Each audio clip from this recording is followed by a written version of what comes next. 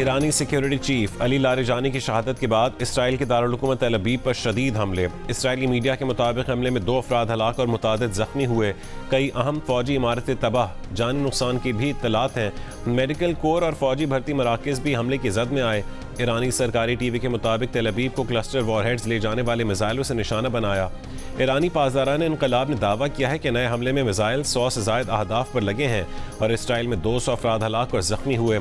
Iran की जानिब से पहली बार हाज कासिम मिसाइलों से इसराइल और अमरीकी अड्डों पर हमले किए गए। ईरान के सदर मसूद पेज़ेश्कियान ने कहा है कि अली लारिजानी की शहादत का सख्त इंतकाम लिया जाएगा।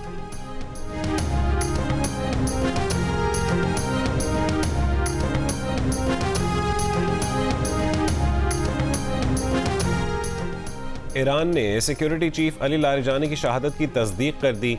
अली लारिजानी के बेटे मुर्तज़ा भी शहीद हो गए। उनको मशरक़ी तेहरान में उस वक्त निशाना बनाया गया जब वो अपनी बेटी से मिलने गए हुए थे। उनके ट्विटर हैंडल से भी शहादत का ऐलान कर दिया गया। लिखा कि खुदा का बंदा खुदा से जा मिला। 67 बरस के अली लारिजानी इनकलाब ईरान के बाद उभरने वाली अहम सियासी शख्सियात में शामिल थे। सिक्योरिटी पॉलिसी के मेमार और ख़ामेनाई के करीबी मुशीर थे। अली लारिजानी ईरान इराक जंग के साबिक कमांडर भी रहे। मुतादिद बार सदारती इंतखाबात में भी अहम उम्मीदवार रहे। बतौर स्पीकर पार्लियामेंट 12 साल तक मजलिस शूरा की क़यादत की। वो ईरान के चीफ मुज़ाकरात कार बराए जौहरी प्रोग्राम भी रह चुके हैं।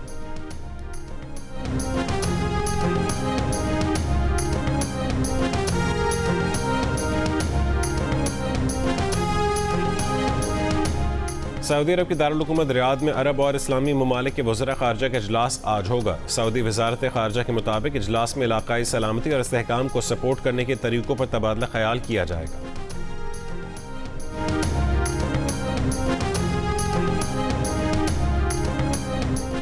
अमरीकी फ़ौज का आबनाए हुर्मुज़ के करीब ईरानी मिसाइल साइट्स को निशाना बनाने का दावा। कहा कि ईरानी एंटी शिप मिसाइल सिस्टम ख़त्म करना मकसद था। उधर मुत्तहिदा अरब अमारात अमरीकी क़यादत में आबनाए हुर्मुज़ की सिक्योरिटी के लिए तैयार। अमाराती सदर के मुआविन खुसूसी अनवर करकाश ने कहा है कि आलमी तवानाई तरसील की हिफाजत सबकी मुश्तरका जिम्मेदारी है। अमारात दीगर ममालिक के साथ सिक्योरिटी में किरदार अदा कर सकता है।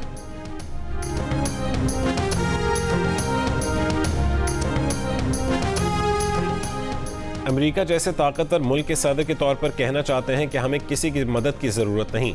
ईरान जंग में मदद की दरखास्तें रद्द होने के बाद ट्रंप को याद आ गया। वाइट हाउस में कहा कि हमें किसी मदद की ज़रूरत नहीं, लेकिन नेटो अहमकाना गलती कर रहा है। नेटो को खित्ते में होना चाहिए था।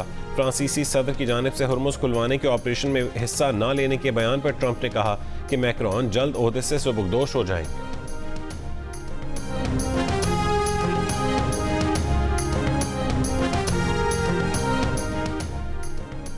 पाकिस्तान की कौमी एयरलाइन ने फुजैरा के लिए परवाज़ें 48 घंटे के लिए मुअत्तल कर दी। तर्जुमान के मुताबिक परवाज़ें सिर्फ अल ऐन के लिए चलेंगी। मुल्क भर से आज भी मशरक़ वस्ता ममालिक के लिए 83 परवाज़ें मनसूख। मुल्क के मुख्तलिफ शहरों में बारिश का सिलसिला जारी। केपी में बन्नू, करक जनूबी वजीरिस्तान, पंजाब में मुल्तान, सरगोदा, गोजरा और रहीम खान में वक्फे से बादल बरस रहे हैं। घोटकी, उबाड़ो, मीरपुर माथेलो, दादू, मस्तूंग और आज़ाद कश्मीर के मुख्तलिफ इलाकों में भी बारिश।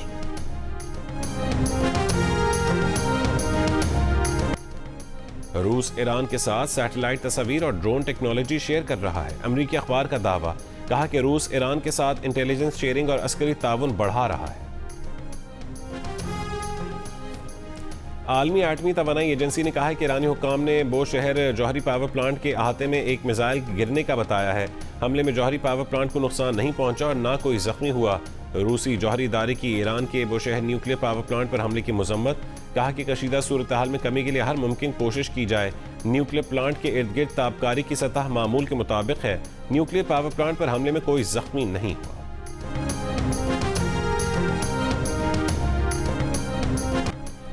ईरान के सुप्रीम लीडर रहबर मुअज़्ज़म आयतुल्लाह मुज्तबा ख़ामेनी ने अमेरिका से कशीदगी कम करने की तजावीज़ मुस्तरद कर दी। सीनियर ईरानी ओहदेदार के मुताबिक मुज्तबा ख़ामेनी ने कहा है कि अब यह वक्त अमन का नहीं, अमेरिका और इसराइल को शिकस्त देना होगी।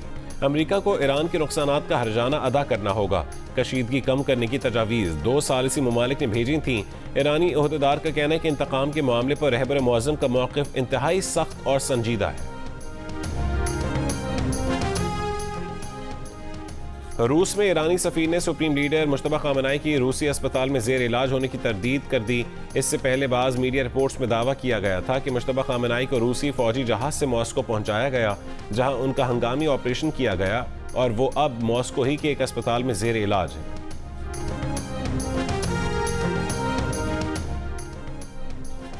पाकिस्तान कशीदगी में कमी के लिए ईरान और अमेरिका के दरमियान सालिसी के लिए तैयार है।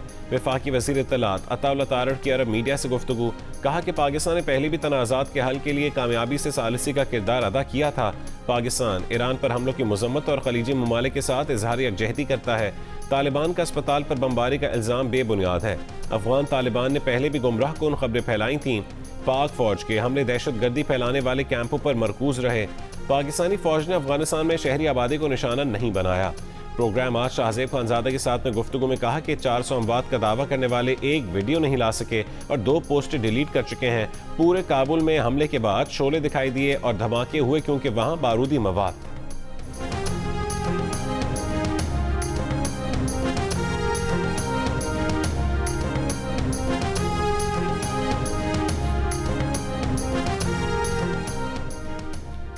अफगान मीडिया ने भी काबुल अस्पताल हमले में 400 अफराद की हलाकत के झूठे दावों की कलें खोल दी। कहा कि हमले के दौरान हलाकतों, खून के आसार और बड़ी तबाही के निशानात नहीं मिले। अफगान तालिबान हुक्काम के बहाली मरकज़ पर हमले के दावे के हक में कोई सबूत नहीं मिला। काबुल में बहाली मरकज़ के करीब लगी आग मामूली नौयत की थी। बहाली मरकज़ के करीब आग करीबी तालिबान फौजी कैंप पर हमले के बायस लगी। अक़वाम मुत्तहिदा के इदारे बराए अफगानिस्तान ने भी 400 अफराद की हलाकत के झूठे दावे की तस्दीक नहीं की।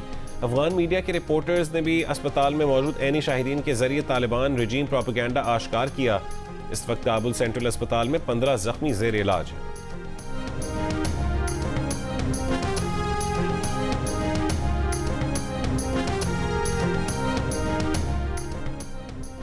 अफगान तालिबान रजीम के मौक़िफ़ पर वज़ीर दिफ़ा ख्वाजा आसिफ का बयान, कहा कि स्कूल बच्चों और नमाजियों के कातिल अस्पताल में दाखिल होकर मरीजों को कत्ल कर सकते हैं और फिर आलमी सतह पर हमदर्दी हासिल करने के लिए पाकिस्तान पर इल्ज़ाम लगा सकते हैं।